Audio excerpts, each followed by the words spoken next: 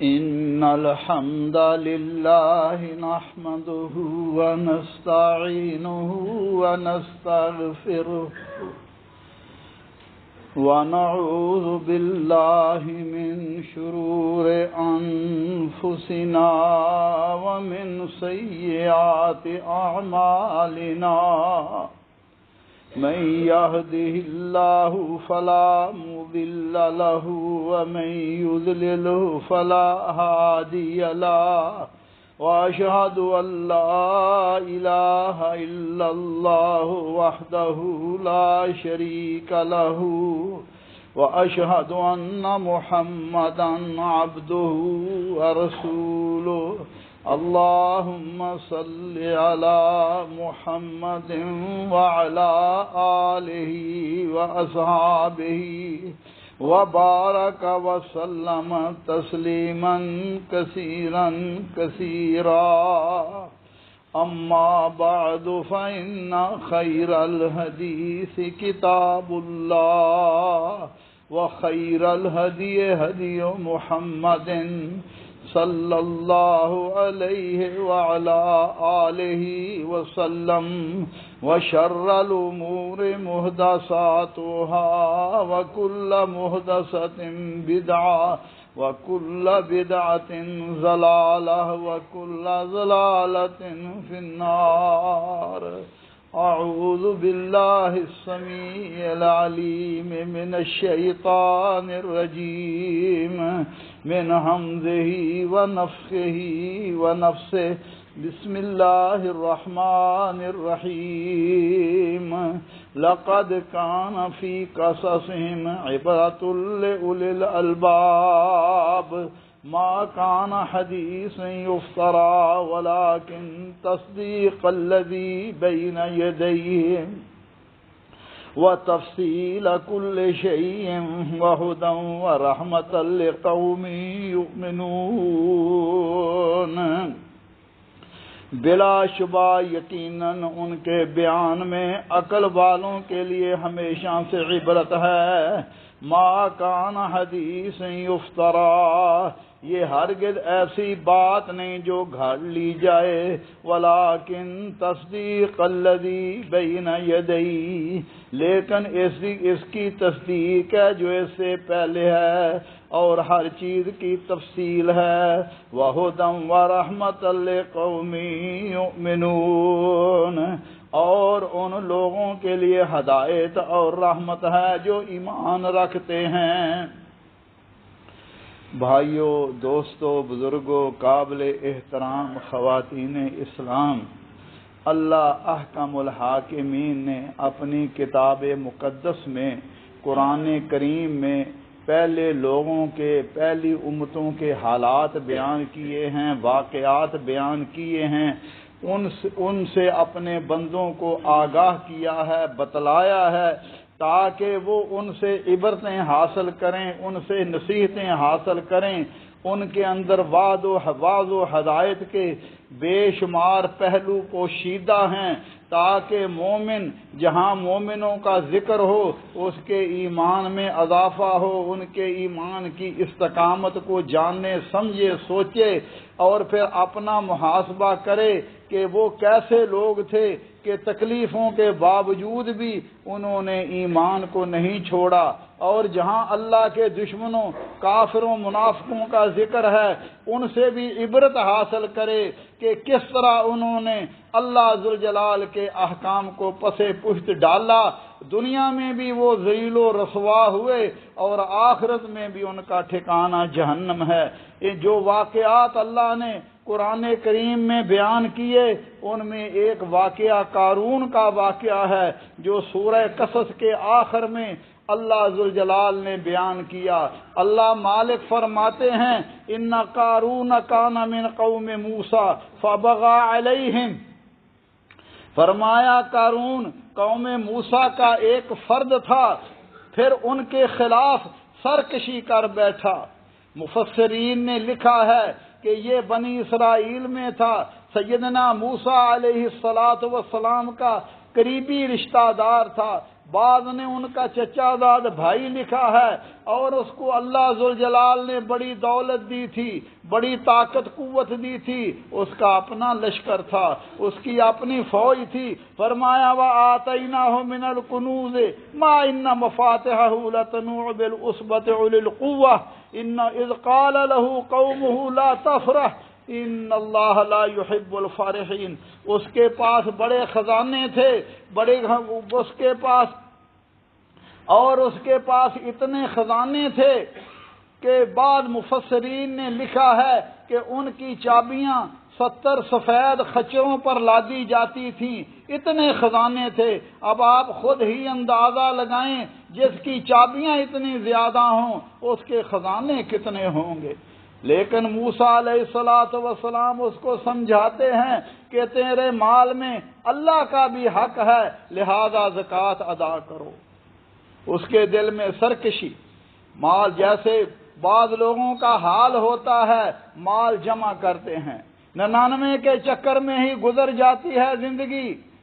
نہ مال اللہ کی راہ میں خرچ کیا، نہ اللہ کے بندوں کے، عزیزوں کے، رشتہ داروں کے، غریبوں مسکینوں کے حقوق ادا کیے، بلکہ اسی چکر میں ہیں مال بڑھ جائے، جیسے بھی بڑھ جائے، سود سے بڑھ جائے، حرام سے بڑھ جائے، جھوٹ سے بچ جائے، اللہ کے بندوں پر ظلم زیادتی سے بڑھ جائے، مال بڑھنا چاہیے۔ یہی حال قارون کا تھا، مال بڑھ رہا ہے، کہنے لگا، تکبر میں آ گیا۔ موسیٰ علیہ السلام سمجھا رہے ہیں، لیکن موسیٰ علیہ السلام کو چھوڑ کر بڑا سمجھدار ہوشیار آدمی تھا، فرعون کی پارٹی میں چلا گیا، بنی اسرائیل کو چھوڑ دیا، کہنے لگا وہی میرے دوست ہیں، میرے بھائیوں دوستو، اس لیے مال پر مغرور ہو گیا، گمنڈ میں مبتلا ہو گیا، لہذا سیدنا موسیٰ علیہ السلام کی قرابت، آپ کی رشتہ داری اسے کوئی فائدہ نہ دے سکی۔ خود رسول اللہ صلی اللہ علیہ وسلم نے فرمایا، من بطأ بہ عملہ لم یسرع بہ نسبہ، فرمایا جس شخص کو اس کے اعمال نے پیچھے رکھا، اس کا نسب اسے آگے نہیں بڑھا سکتا تھا۔ اگر اس کے اعمال اللہ کے حکم کے مطابق نہیں ہیں، اللہ ذوالجلال کے فرامین کے مطابق نہیں ہیں، تو اس کا نسب کتنا ہی اونچا کیوں نہ ہو، اسے کوئی فائدہ نہیں ہوتا۔ آپ دیکھیے، خود رسول اللہ صلی اللہ علیہ وسلم کا حقیقی چچا ابو لہب، اس نے رسول اللہ کی مخالفت کی، اللہ نے پوری صورت نازل کر دی، تبت یدا ابی لہب و تب، ابو لہب کے دونوں ہاتھ ٹوٹ گئے، وہ ہلاک ہو گیا، نامراد ہو گیا، خسارے میں پڑ گیا۔ مگر آج ہماری کیا حالت ہے؟ اے جی آل رسول ہیں، اے جی شاہ صاحب ہیں، کوئی حرج نہیں ہے، یہ کتے لڑائیں، یہ گھوڑوں کی دوڑیں کریں، یہ اللہ کی نافرمانی کریں، نہ جی نہ، یہ آل رسول ہیں، انہیں جہنم کی آگ نہیں چھوئے گی، کیونکہ آل رسول پر ہم نے یہ مسئلہ اپنے پاس سے ہی بنا لیا، قرآن حدیث میں نہیں ہے، 30 پاروں میں نہیں ہے، جو شیطان کا 32واں پارہ ہے اس میں ہم نے یہ آیت گھاڑ لی، نہیں جی آل رسول ہیں، ان کو کچھ نہیں ہے، یہ جی ولیوں کی اولاد ہیں۔ یہاں نبی صلی اللہ علیہ وسلم کا حقیقی چچا ابو لہب، فرمایا تبت یدا ابی لہب۔ ایک اور نبی نوح علیہ السلام، بیٹا پانی میں ڈوب رہا ہے، باپ تھے نا، پدریش، باپ کی محبت غالب آ گئی، اللہ سے دعا کی، رب ان ابنی من اہلی وان وعدک الحق وانت احکم الحاکمین، یا اللہ یہ میرا بیٹا ہے، تیرا وعدہ تھا میں تیرے اہل کو بچا لوں گا۔ فرمایا نو انہو لیس من اہلک انہو عمل غیر صالح فلا تسألنی ما لیس لک به علم انی اعظک ان تکون من الجاہلین۔ نوح، یہ بیٹا آپ کا ہے لیکن آپ کا اہل نہیں ہے، اس لیے کہ اس کے عمل آپ جیسے نہیں ہیں۔ ہماری حالت یہ ہے، نہ قرآن آتا ہے، نہ حدیث آتی ہے، نہ نماز آتی ہے، بعض بدبختوں کو کلمہ بھی نہیں آتا، یہ جی شاہ صاحب ہیں جی، یہ آل رسول ہیں، یہ بزرگوں کی اولاد ہیں، اور یہاں حال ہے نبی کا بیٹا، فرمایا انہو لیس من اہلک انہو عمل غیر صالح، اس کے عمل آپ جیسے نہیں ہے، کیونکہ اللہ کے ہاں خون کی قدر نہیں ہے، قانون کی قدر ہے۔ بلال حبشی آ گیا، ایمان لائے، سیدنا عمر فاروق فرمانا سیدنا بلال یہ ہمارے سردار بلال ہیں۔ اللہ اکبر۔ اس لیے میرے بھائیوں، اللہ کے ہاں نیک اعمال کا اعتبار ہے، کیونکہ مالک کا یہ قانون ہے، ان اکرمکم عند اللہ اتقاکم، اللہ کے نزدیک مکرم وہ ہے، معزز وہ ہے جو متقی ہے، پرہیزگار ہے۔ اللہ مالک فرماتے ہیں وَآتَيْنَاهُ مِنَ الْكُنُوزِ مَا إِنَّ مَفَاتِحَهُ لَتَنُوءُ بِالْعُصْبَةِ أُولِي الْقُوَّةِ إِذْ قَالَ لَهُ قَوْمُهُ لَا تَفْرَحْ إِنَّ اللَّهَ لَا يُحِبُّ الْفَرِحِينَ۔ بڑے خزانے تھے، موسیٰ علیہ السلام سمجھا رہے ہیں، قوم کے بزرگ بھی سمجھا رہے ہیں، زکوٰۃ دو، اللہ کے مال میں اس کا حق ہے، خود بھی کھاؤ، خود بھی مال کو استعمال کرو، اور غریبوں مسکینوں کا بھی حق ادا کرو، تکبر نہ کرو، فخر نہ کرو، غرور نہ کرو۔ مگر کہنے لگا اللہ، جیسے لوگ کہتے ہیں جی کہنے لگا کہ یہ تو میری عقل کا نتیجہ ہے، میں نے بڑے سوچ سمجھ کر بڑی ہوشیاری سے کاروبار کیا، مال جمع کیا، اللہ میں نے مال جمع کیا، انما اوتیتہ علی علم عندی، میں بڑا عقل مند ہوں، اگر اللہ مجھ سے ناراض ہوتا تو مجھے مال کیوں دیتا؟ آج بھی لوگ کہتے ہیں نا جی یہ اللہ کا بڑا فضل ہے، اللہ مجھ پر بڑا مہربان ہے، خواہ وہ شرابیں پیے، اللہ کے بندوں پر ظلم زیادتیاں کرے، سارے گناہ اس کے اندر ہوں، مگر کہتا ہے مجھ پر اللہ کا فضل ہے۔ نبی صلی اللہ علیہ وسلم نے فرمایا ان اللہ یؤتی الدنیا من یحبہ ومن لا یحبہ، اللہ دنیا کا مال انہیں بھی دے دیتا ہے جن کے ساتھ اللہ نفرت کرتے ہیں، محبت نہیں ہوتی۔ منافقوں کافروں کے پاس بھی مال ہے، ولکن اللہ یؤتی الایمان من احبہ، اللہ ایمان صرف ان کو دیتا ہے جن کے ساتھ اللہ کی محبت ہوتی ہے، جن کے ساتھ اللہ کا پیار ہوتا ہے۔ یہ دنیا کے بڑے لوگ جن کے پاس دنیا کا مال لیکن اعمال صالحہ نہیں، یہ جہنم کے قیدی ہیں، اور وہ مومن جس کے پاس دنیا کا مال نہیں، دنیا کی عزت نہیں، دنیا کی چوہدر نہیں، وہ جنت کا بادشاہ ہے، اور قیامت کا دن ہوگا یہ جہنم میں جل رہے ہوں گے، اور وہ ان کا حال والملائکۃ یدخلون علیہم من کل باب سلام علیکم بما صبرتم فنعم عقبی الدار، فرشتے ان کو سلام کر رہے ہوں۔ اس لیے میرے بھائیوں کہنے لگا یہ تو میری کوشش ہے، حالانکہ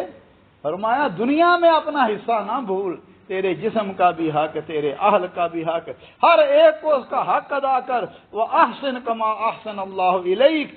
جس طرح اللہ نے تیرے ساتھ احسان کیا ہے تو بھی اللہ کے بندوں کے ساتھ احسان کر، بھلائی کر۔ کہنے لگا میرے علم کی دولت ہے، میرے علم کا نتیجہ ہے، بڑا عقل مند ہوں، کاروبار کے فن کو جانتا ہوں، طریقوں کو جانتا ہوں، لہذا اتنا مال جمع ہو گیا۔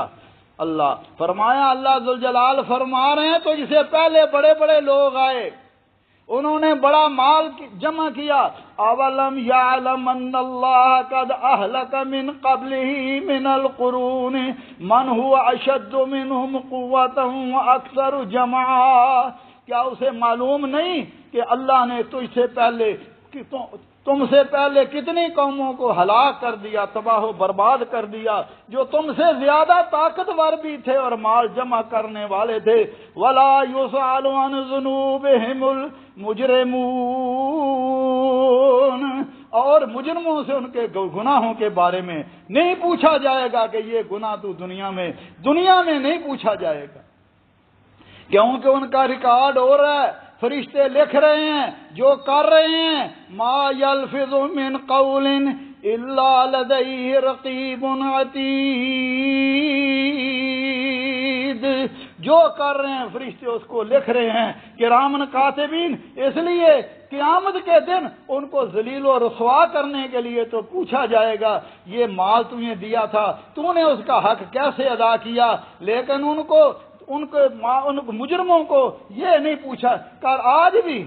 جو اس طرح کے لوگ ہیں، قارون صفت لوگ ہیں، وہ اپنے آپ کو اچھا سمجھتے ہیں، وہ سمجھتے ہیں ہم بڑے عقل مند ہیں، بڑے سمجھدار ہیں،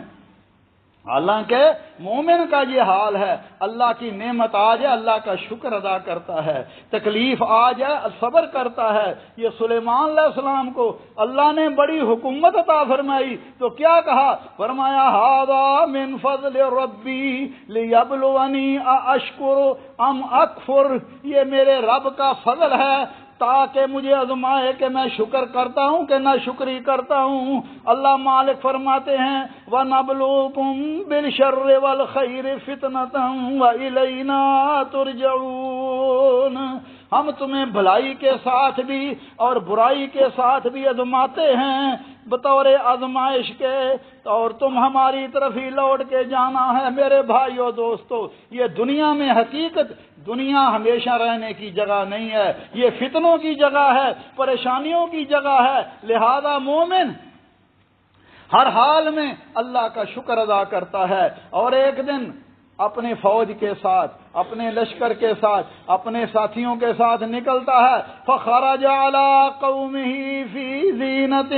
قال الذین یریدون الحیاۃ الدنیا یا لیت لنا مثل ما اوتی قارون انہ لذو حظ عظیم، فوج لے کر، مال خزانے لے کر، اچھے اچھے کپڑے پہن کر باہر نکلتا ہے، اور جو ماڑے غریب لوگ تھے نا، کمزور لوگ، ایمان کے بھی کمزور، کہنے لگے دیکھو جناب، ہاں عزت تو اس کی ہے نا، شان تو اس کی ہے نا، وہ بڑی قسمت والا ہے قارون، کاش ہمیں بھی اس طرح کا مال دیا جاتا، بڑے نصیب والا ہے۔ لیکن جو مومن، جو اللہ کو ماننے والے، اللہ کے حکموں پر چلنے والے، اللہ کے وعدوں پر یقین رکھنے والے، وہ کیا کہنے لگے، وَيْلَكُمْ ثَوَابُ اللَّهِ خَيْرٌ لِّمَنْ آمَنَ وَعَمِلَ صَالِحًا وَلَا يُلَقَّاهَا إِلَّا الصَّابِرُونَ، تم پر افسوس، اللہ کا ثواب اس سے بہتر ہے۔ اللہ نے جو نعمتیں مومنوں کے لیے بنائی ہیں، فرمایا اعددت لعبادی الصالحین، میں نے اپنے نیک بندوں کے لیے وہ نعمتیں بنائی ہیں ما لا عین رات، کسی آنکھ نے نہیں دیکھی، کسی کان نے نہیں سنی، اور کسی کے دل پر اس کا اثر تک نہیں ہوا اس کے بارے میں، وہ جنت کی نعمتیں، وہ جنت کی نعمتیں ہیں۔ مومن کہنے لگی اللہ نے تمہارے لیے جنت کی نعمتیں بنائی ہیں، یہ دنیا تو عارضی ہے، کیا تمہیں اس بات کا یقین نہیں ہے؟ اور وہ جنت کی نعمتیں انہیں ملیں گے جو صبر کرنے والے، اللہ کی نعمتوں پر بھی صبر کرنے والے، اللہ کی آزمائشوں پر بھی صبر کرنے والے، دین اسلام پر استقامت اختیار کرنے والے، یہ ساری نعمتیں اللہ نے انہیں عطا فرمائی ہیں، وہ جنت تمہارے لیے ہے۔ لیکن چنانچہ اللہ ذوالجلال نے فرمایا فخسفنا به وبداره الارض فما كان له من فئة ينصرونه من دون الله وما كان من المنتصرين، اللہ نے اس کو بما اس کے لشکر کے زمین میں دنسا دیا، اور فرمایا کوئی بھی اللہ کے مقابلے میں اس کی مدد کرنے کے لیے نہ آیا، نہ اس کا مال اس کے کام آیا، نہ اس کی عزت اس کے کام آئی، نہ ہی وہ خود بچا سکا۔ اس لیے نبی صلی اللہ علیہ وسلم نے ہمیں ڈرایا ہے، آپ نے فرمایا ایک بندہ اچھا لباس پہن کر، خوبصورت لباس پر پہن کر چل رہا تھا اور خود پسندی میں مبتلا تھا، اور جی ہم بھی تو چودھری صاحب ہیں نا جی، وہ دیکھو جی اللہ نے کتنا ہم پر فضل کیا، اور جوڑا اچھا بال بنائے ہوئے اپنی حالت میں خوش، تکبر میں مبتلا تھا، اذ خسف اللہ بہ الارض، اللہ نے اچانک اسے زمین میں دنسا لیا، فرمایا قیامت تک زمین میں اسی حالت میں رہے گا، تڑپتا رہے گا۔ اس لیے فرمایا نبی صلی اللہ علیہ وسلم فرمایا مجھے اللہ نے وحی کی ہے کہ کوئی کسی پر تکبر نہ کرے، کوئی کسی پر فخر نہ کرے، اور یہ تکبر اتنی بری چیز ہے، فرمایا من کان فی قلبہ مثقال ذرۃ من کبر لا يدخل الجنہ، جس کے دل میں ذرہ برابر بھی تکبر ہوا وہ جنت میں داخل نہیں جو ہوئے گا۔ صحابہ نے عرض کیا یا رسول اللہ، بندے کا جی کرتا ہے اس کے کپڑے اچھے ہوں، اس کی جوتی اچھی ہو، فرمایا ان اللہ جمیل و یحب الجمال، اللہ خوبصورت ہیں، خوبصورتی کو پسند کرتے ہیں، بندے پر نعمتوں کے اثر کو پسند کرتے ہیں۔ فرمایا تکبر کیا ہے؟ بطر الحق و غمت الناس، حق آ گیا، اللہ کے حکم آ گئے، یہ انکار کرتا ہے، میں نہیں مانتا، قرآن کی آیت آ گئی، صحیح حدیث آ گئی، انکار کر جاتا ہے، جی ہمارے بزرگوں نے نہیں فرمایا۔ ٹھیک ہے اللہ کا حکم تو ہے، لیکن ہمارے ماحول میں یہ ہے، ہماری عادات یہ ہیں، رسم و رواج یہ ہیں۔ وغمت الناس، لوگوں کو حقیر سمجھتا ہے، اے جی کمزور ہیں، اے جی کمی ہوتے ہیں، ہم چودھری ہوتے ہیں۔ اور میرے بھائیوں، اس لیے وہ جب دب گیا زمین میں، دنس گیا، اب وہ لوگ جو کل تک اس کے ساتھی بننے کے لیے خواہشات کر رہے تھے، اب وہ کہنے لگے وَإِكَأَنَّ اللَّهَ يَبْسُطُ الرِّزْقَ لِمَن يَشَاءُ مِنْ عِبَادِهِ وَيَقْدِرُ لَوْلَا مَنَّ اللَّهُ عَلَيْنَا وَخَسَفَ بِنَا، اگر اللہ ہم پر احسان نہ کرتا ہم بھی اس کے ساتھ زمین میں دنس جاتے۔ اس لیے فرمایا وَإِكَأَنَّهُ لَا يُفْلِحُ الْكَافِرُونَ، اور فرمایا افسوس، بے شک کافر کامیاب نہیں ہوتے۔ اللہ مجھے میرے اور اپنے حال پر رحم فرمائے، اللہ اپنی اطاعت و فرما برداری کی توفیق عطا فرمائے۔ اقول قولی ھذا واستغفر اللہ لی ولکم ولسائر المسلمین من کل ذنب فاستغفروہ انہ هو الغفور۔